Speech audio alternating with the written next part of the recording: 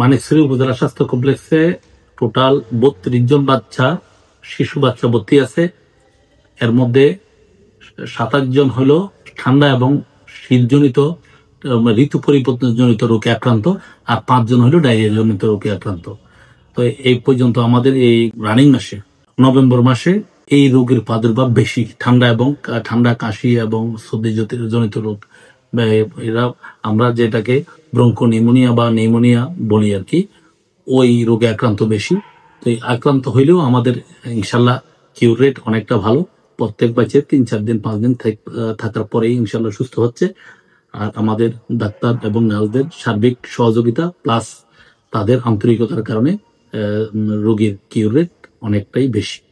যাক, এই জন্য উপজেলাবাসীর প্রত্যেককে আমরা বলবো, যে কোনো সর্দি কাশির রোগী হোক, শ্বাসকষ্টজনিত রোগী হোক, উপজেলা স্বাস্থ্য কমপ্লেক্সের এসে যোগাযোগ করুন এবং স্বাস্থ্যসেবা নিশ্চিত করুন।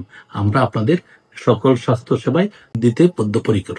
বাচ্চাকে সবসময় খেয়াল রাখতে হবে যাতে ঘামাই না যায়। ঘেমে গেলে ঘাম থেকে বাচ্চা ঠান্ডা লেগে এই কাশি এবং সর্দি কাশি থেকে নিউমোনিয়াতে আক্রান্ত হচ্ছে।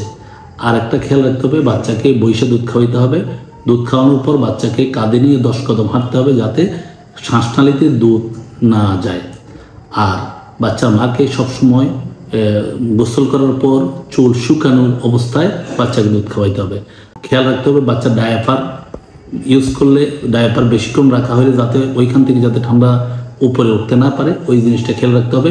নির্দিষ্ট সময় পর ডায়াপার চেঞ্জ করে দিতে হবে, অথবা ভিজা বিছনায় যাতে বাচ্চা পড়ে না থাকে, এই জিনিসটা খেয়াল রাখতে হবে।